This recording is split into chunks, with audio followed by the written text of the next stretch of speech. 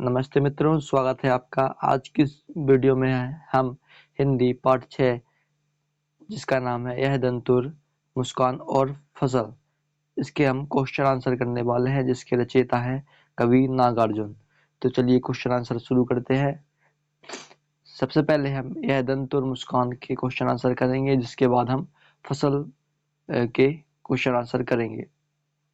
तो इसका पहला क्वेश्चन है, बच्चों की दंतुरित मुस्कान का कवि के मन पर क्या प्रभाव पड़ता है? तो बच्चे की दंतुरित मुस्कान को देखकर कवि के मन में से सारी उदासी और निराशा दूर हो जाती है। कवि के मन से उदासी और निराशा बच्चे की मुस्कान को देखकर दूर हो जाती है। कवि के अनुसार उस बच्चे की मुस्कान मुर्दे में भी जान डालने का काम करती है। कवि कह रहे हैं कि उस बच्चे की मुस्कान इतनी अच्छी है कि अगर कोई मुर्दा भी देखेगा तो उसमें भी जान आ जाएगी। इसके बाद दूसरा क्वेश्चन है, बच्चे की मुस्कान और एक बड़े की मुस्कान में क्या अंतर है? तो बच्चे और बड़ों की मुस्कान में काफी अंतर होता है। बच्चे की मुस्कान अत्यंत सरल, निश्चल, स्वार्थ रहित तथा भोली होती है। वहीं पर इसके विपरीत बड़ों की मुस्कान में स्वार्थपरता तथा बनावटीपन होता है। वह तभी मुस्कुराता है जब उसका स्वार्थ होता है। इसके बाद तीसरा क्वेश्चन, कवि ने बच्चों की मुस्कान के सौंदर्य को निम्नलिखित बिंबों के माध्यम से व्यक्त किया है। यहाँ पर किन है, किन बिंबों के माध्यम से व्यक्त किया है?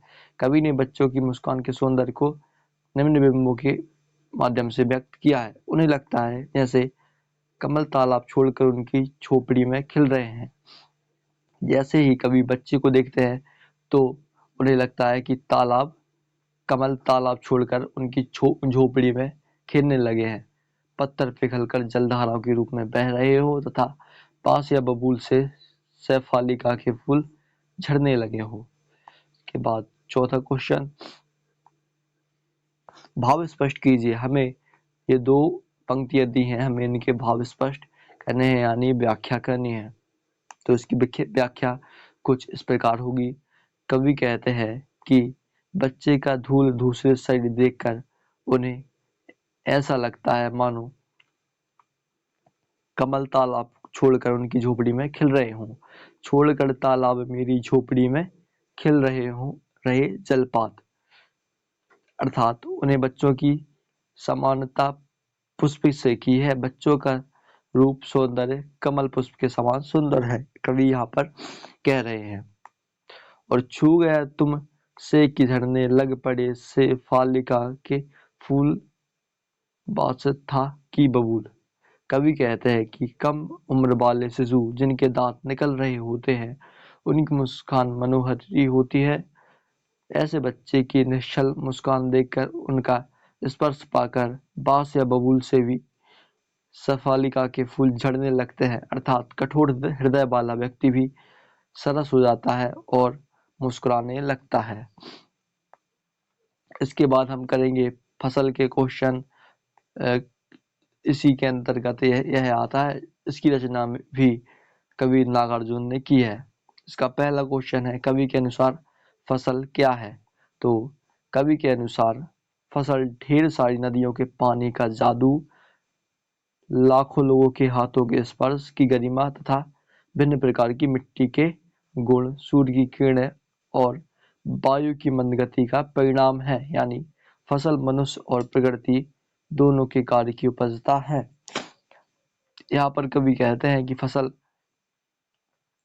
कई चीजों से मिलकर बनती है, जिसमें से पहला है नदियों के पानी का जादू, लाखों लोगों के हाथों का स्पर्श और मिट्टी के गुण, सूर्य की किरणें, वायु की मंद गति का परिणाम है। इसके बाद दूसरा क्वेश्चन, कविता में फसल उपजने के लिए आवश्यक तत्वों की बात कही गई है, वे आवश्यक तत्व कौन से हैं?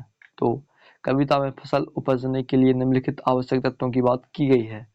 पहला है मनुष्य का परिणाम, दूसरा पानी, मिट्टी, धूप तथा हवा। इन सब के बिना कोई भी फसल तैयार नहीं हो सकती। जब कोई भी फसल तैयार होती है तो उसमें परिश्रम, पानी, मिट्टी, धूप तथा हवा आदि आवश्यक वस्तुएं होती हैं। अगर किसी एक की भी कमी होगी तो हमारी फसल खराब हो जाएगी या फिर होगी तक नहीं। फसल को हाथों के स्पर्श की गरिमा और महिमा कहकर कवि क्या व्यक्त करना चाहते हैं?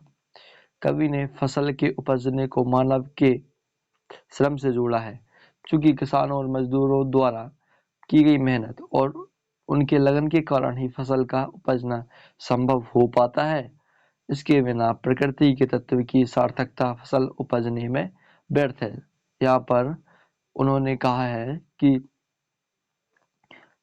किसानों और मजदूरों द्वारा की गई मेहनत के कारण ही कोई फसल होती है। अगर मानव मेहनत या फिर श्रम नहीं करेगा तो फसल की सार्थकता यानी तत्व की सार्थकता फसल उपजने में व्यर्थ है। भाव स्पष्ट, इसमें भी हमें भाव स्पष्ट करने हैं। रूपांतर है सूरज की किरणों का, सिमटा हुआ संकोच है हवा की थिरकन का।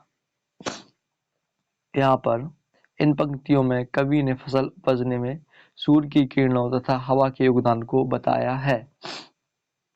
रूपांतर है सूरज की किरणों, फसल प्रकृति में अपना भोजन प्राप्त करती है। सूरज की किरणें अपनी ऊष्मा प्रदान कर फसल को पकाने में मदद करते हैं। तो वही हवा की मंद गति फसल को बढ़ाने में सहायक है। हवा की थिरकन का। दोस्तों यही पर हमारे क्वेश्चन आंसर समाप्त होते हैं। मिलते हैं आपसे किसी दूसरे वीडियो में। आप हमारे चैनल को सब्सक्राइब कर लीजिए ताकि कोई भी वीडियो हम पहले अपडेट करें तो सबसे पहले उसका नोटिफिकेशन आपके पास पहुंच जाए।